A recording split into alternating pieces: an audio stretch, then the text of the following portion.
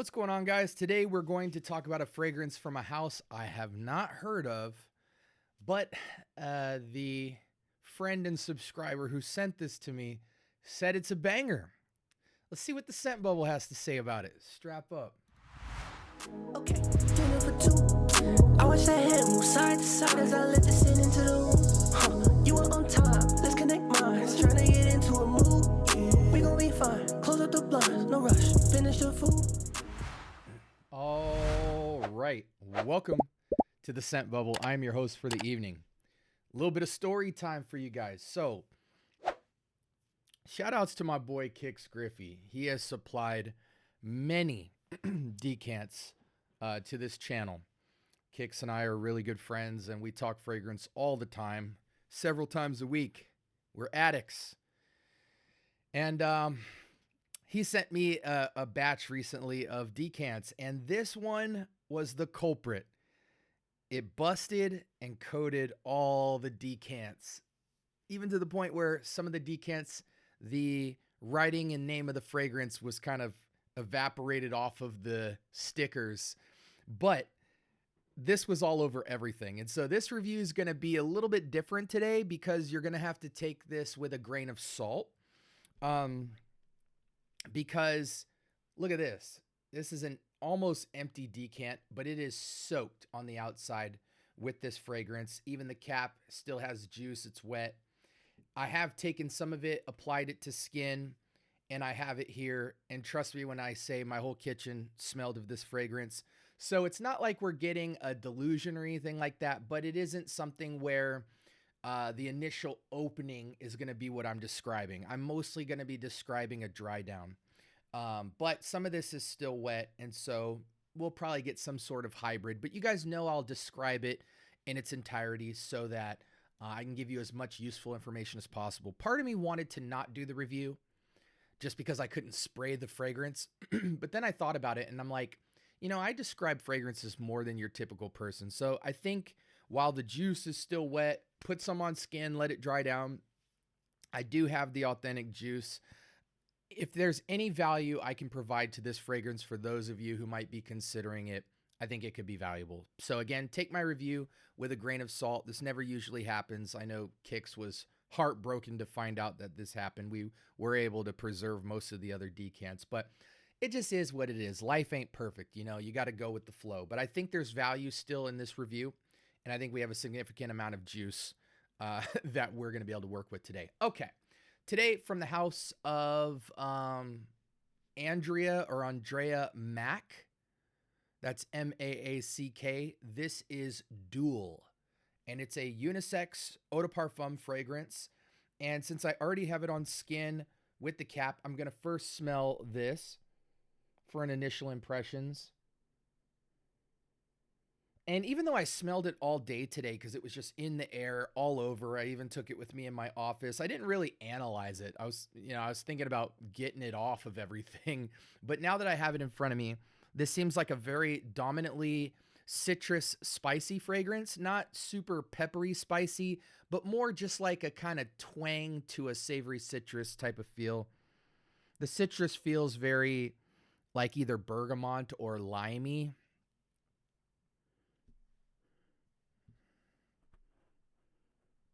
Smells very good. Smells very good. It's like a ambery, slight spiced citrus in the realm of grapefruit, lime, bergamot, that type of thing. I don't know if those are accurate, but that's what my nose is getting. I think what makes it separate from most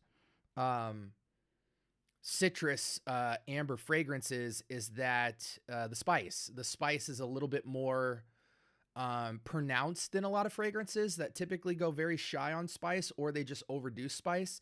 This has like a very well blended, warm, spicy accord that comes with it. And so it's very nice.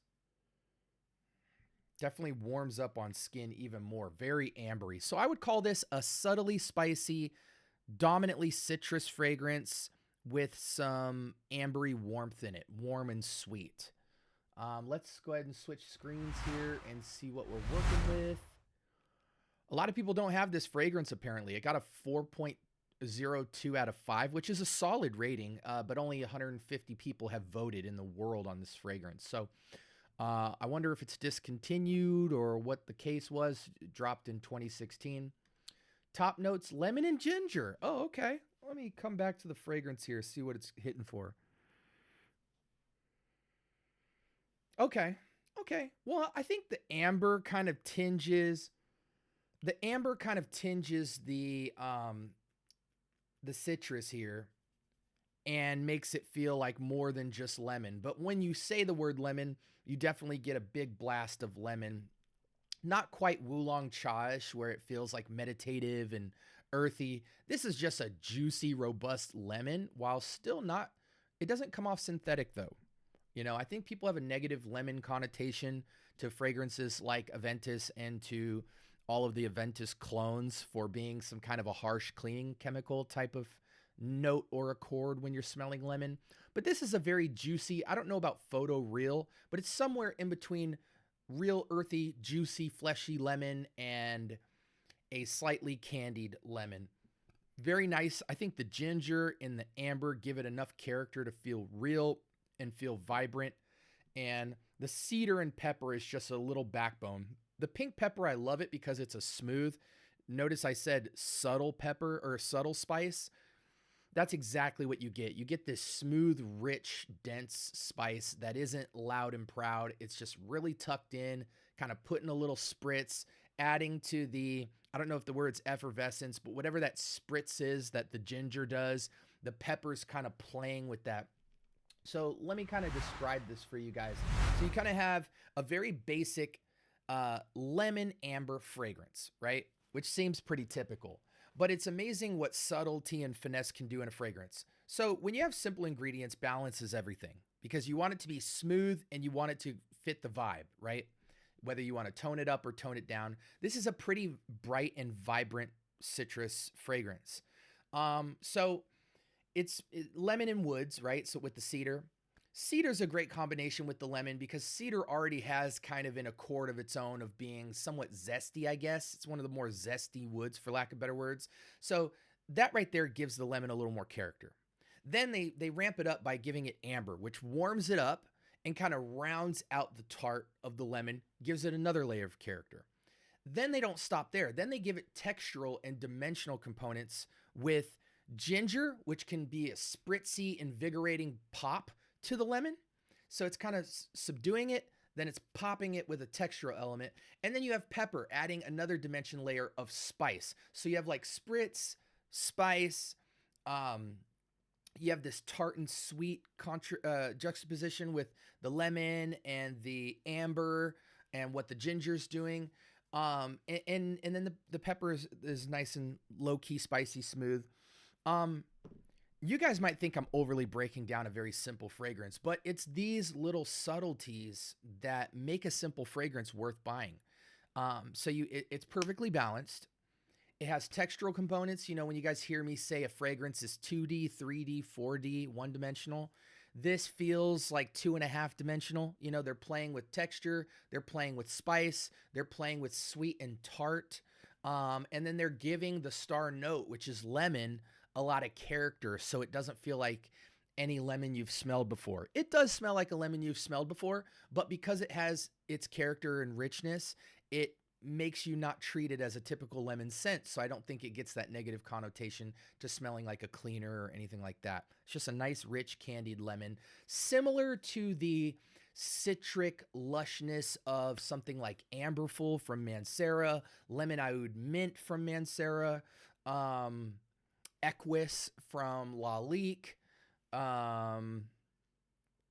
something grapefruity like an Elysium, stuff like that. So very well balanced, really nice tart slash sweet slash spicy, you know, type of fragrance. It's simple, but it does the job. You contrast this with a lemon fragrance like Wulong Cha, which this feels more Mancera-ish, you know, playful, but upscale, clean, perfectly balanced. Whereas Wulong Cha is going to be more medicinal, not medicinal like a medicine note, but medicinal meaning when you smell Wulong Cha's lemon note, it smells very much more subdued, less tart, more earthy rich, more airy, more grassy. It has like a kind of wheatgrass accord flowing through it. And it just feels like, a bowl of lemons next to a monk, you know, up in the mountains or something. You smell it and you immediately feel this Zen-like minimalist living uh, aesthetic to it. And so it's more aromatherapeutic type of lemon where you wear it and it's calming and it's pleasant and it kind of makes you one with nature. This is more candied, playful, upscale, but just perfectly balanced. Upscale is a little strong of a word, but it's somewhere between casual and upscale because it's done so well. Okay, wearing experience. As far as longevity, you can look at low to moderate longevity, somewhere between 3 to 6 hours. It really is just going to depend on your skin. The votes correspond with that as well. The sillage and lastability rating gets kind of 50-50 split between it lasts okay and then also it's terrible. So 3 to 6 based off if you're wearing something, if you have good hygiene, if your skin doesn't suck it up, things like that. So if you want to boost projection, spray more and then maybe put a lotion on under it to help the carry on it. I think this could work for women and men. Ageless fragrance, perfectly balanced. This is playful casual and upscale casual. It is any season, any reason. It is, yeah, I think everything at or under upscale casual, seasonless. Is there a price on a fragrance like this or is it discontinued? Lucky Scent. Huh. I'm not seeing it anywhere so far. 195. So that's a bit pricey. If you're hesitant to get a fragrance like this due to the price point, I would strongly suggest a couple of alternatives. So if that's sitting at the 200 price point retail, you can kind of meet it halfway and get closer to the $100 to $120 mark with something like Wulong Cha or Wulong Cha X. But again, it's going to be a more therapeutic take on it, but very similar wheelhouse, maybe just a little bit less ambery, a little bit more ramped up on the earthiness, slightly less of a candied lemon feel. Another option is somewhere between like $80 and $150, depending on time of the year, is going to be Montclair's La Corday, which is essentially like a honey lemon tea. So that's somewhere between therapeutic and candied Mancera type of fragrance, somewhere in the middle. I think it has the best of both. It's honey lemon tea, essentially.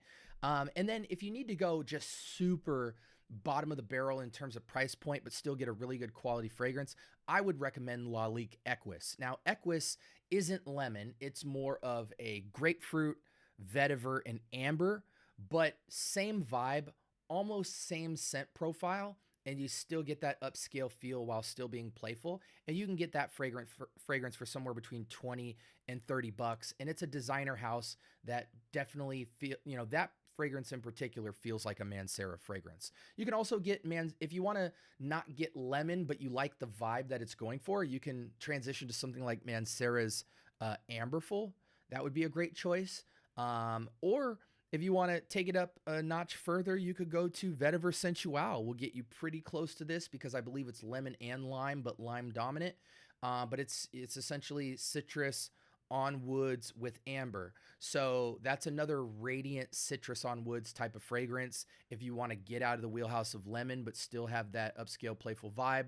So there's several options for you at every price point between about $20 and $150. But if you want to go ahead and pay retail $200, or if you can snag a deal on this fragrance, if you want my honest opinion, I give it about an 8 out of 10. It's above average for sure, strong 8.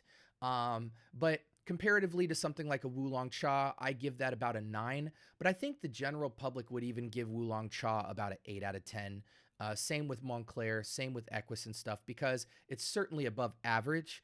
But I think for more simplistic, minimalistic scents it's hard for people to give it kind of a 9 out of 10 or a 10 out of 10 unless they're just really into those type of fragrances. But if you're not into or shocked or surprised or impressed by those type of fragrances, it's just going to feel like above average. You get the sense of the quality, the balance is perfect, and that's enough to make it above average. But my personal take is that all of those recommendations I gave to you, I think are at minimum a solid 9 out of 10. From Equus all the way up to this one. So I hope this review was helpful for you. Again, this was Duel by Andrea Maack, and it is a unisex fragrance, like I said before. So get your nose on it if you're interested. If the price point is intimidating, you always have some great alternatives at every price point and at every profile that's similar to it or a little bit varying but gives you the same vibe. And I think it's really important with citruses. You don't have to pick one, but it's important to know what you're looking for with a citrus. You know, do you want something more true to earthiness? Do you want something bright and candied? Do you want something in the middle? Do you want something more therapeutic? Do you want something more hybrid where it's like citrus aquatic? Or, you know, do you like spices with it or not? Do you need an amber with your citrus, or do you like something drier? There's just a lot of factors that go in it in terms of building a diverse citrus collection. I think if you live in hot weather, it's really important to explore this genre of fragrance because, you know, metallics, aquatics, citruses, fruity fragrances, stuff like that. These are fragrances that you can wear in high heat when the sun's out, you know. And so, like for me being in Arizona, I need to have a very versatile bag of scents like this because it's a good go-to for this type of weather. Longevity is always going to be an issue in many cases unless somebody just put the time in to get, you know, put the chemicals in the fragrance that give it a lot of push. But another thing to remember with a lot of citrus fragrances is you might get moderate to low performance. So having a lotion, having good hygiene, overspraying, know if you're outdoors, ramp everything up ×2. If you're indoors, you can get away with more. Just different stuff like that. You got to kind of have tools in your arsenal to make a fragrance stretch or pop or different things like that. But anyways, we've hit the 17-minute mark. If you have any questions about this or have any feedback, want to add to the alternatives list, feel free to sound off in the comments. Remember to like, comment, and subscribe. More importantly, turn on that notification bell.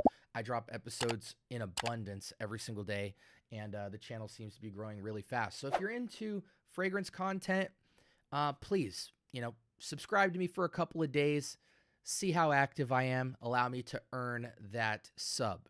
And I appreciate you guys. I hope you have a blessed week. And until next time, peace.